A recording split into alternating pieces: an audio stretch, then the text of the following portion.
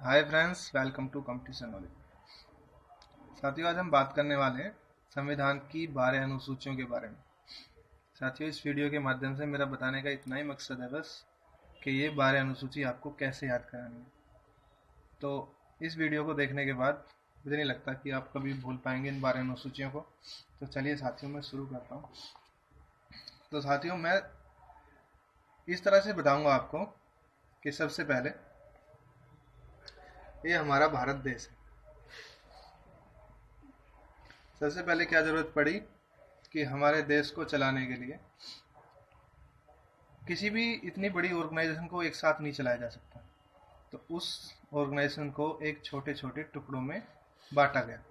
सबसे पहले क्या किया गया, ये जो हमारा देश था इसके छोटे छोटे टुकड़े किए गए, छोटे छोटे हिस्सों में इसको बांट दिया। उस चीज का जिक्र किया हमने संविधान की पहली अनुसूची के अंदर। 29 राज्य और 7 केंद्र शासित क्षेत्रों का उल्लेख। ठीक है, सबसे पहले जो थे 28 राज्य थे, अभी 29 है।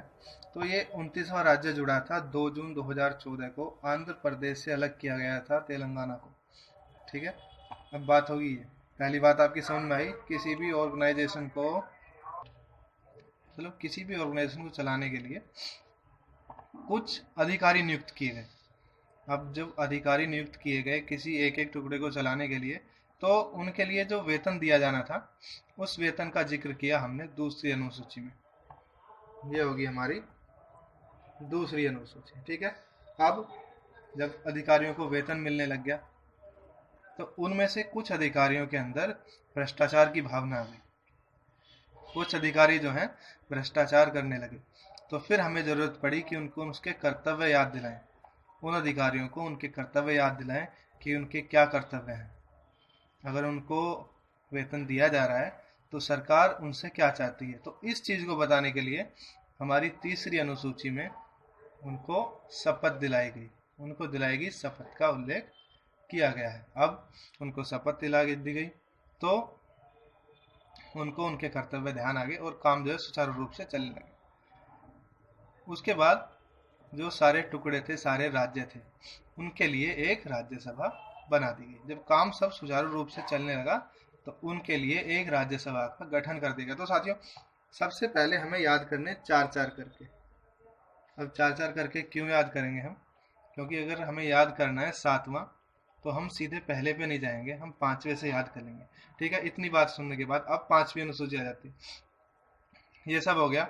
उसके बाद हमने ट्रेस आउट किया कि कुछ कौन से क्षेत्र हमारे देश में ऐसे हैं जो पिछड़े हुए हैं।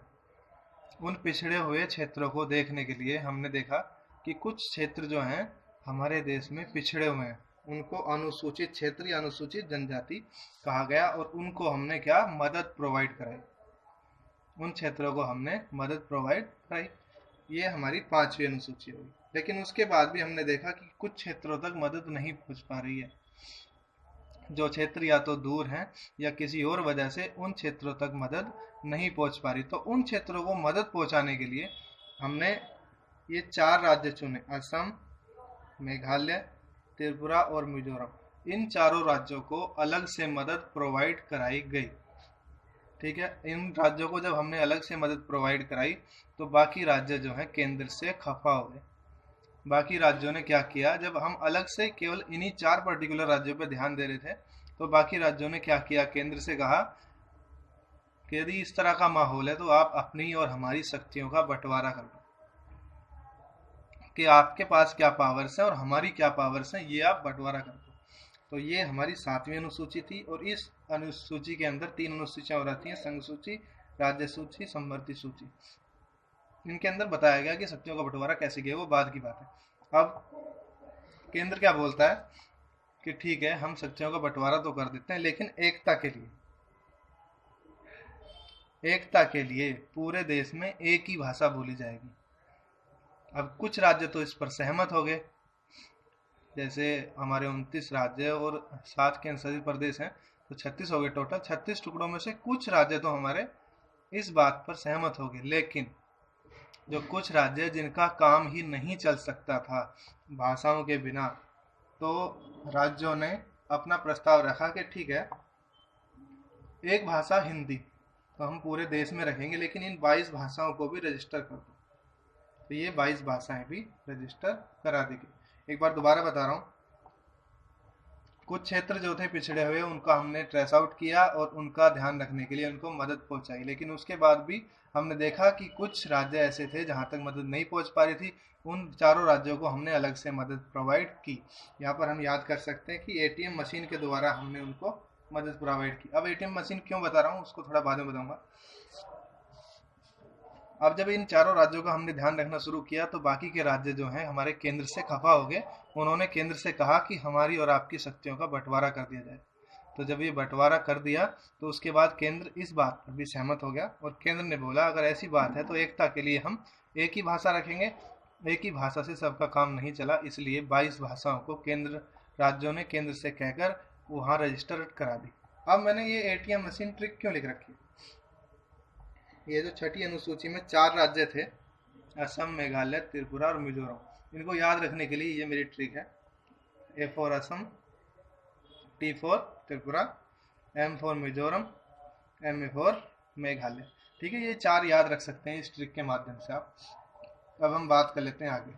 9वीं, 10वीं, 11वीं, 12वीं सबसे मोस्ट अनुसूचियां यही हैं, और 10वीं, 11वीं, 12वीं तो बहुत ज़्यादा बार पूछी गई, तो थोड़ा सा ध्यान दीजिएगा, बिल्कुल आसानी से याद कराऊंगा। अब सब कुछ स्मूथली चलने लग गया।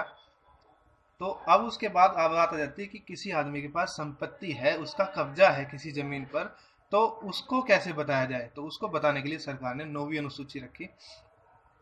तो लोगों के पास संपत्ति थी, वो उसको रख रहे थे, तो फिर क्या होता है कि जो कुछ लोग जो अमीर थे वो अमीर की तरफ खींचे, और जो गरीब लोग थे वो गरीबों की तरफ खींचने लग गए। इस बात को कह दिया हमने दल बदल।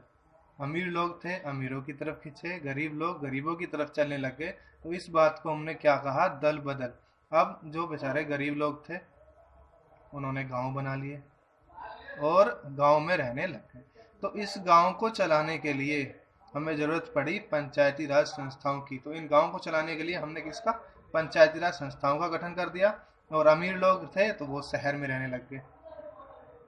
तो इस शहरी क्षेत्रों में स्वशासन संस्थाओं का उल्लेख कर दिया गया। ये 12वीं अनुसूची, बिल्कुल आराम से सोचिए।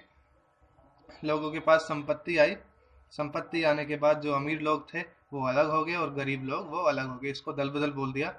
फिर गरीब लोग गांव में रहने लगे, उन गांव में पंचायती राज संस्थाएं बना दी, और जो शहर में रहने लगे थे उनके लिए स्वशासन संस्थाएं बना दी। इतनी सी बात है बस। मेरा इस वीडियो में बस यही बताने का मेरा उद्देश्य था।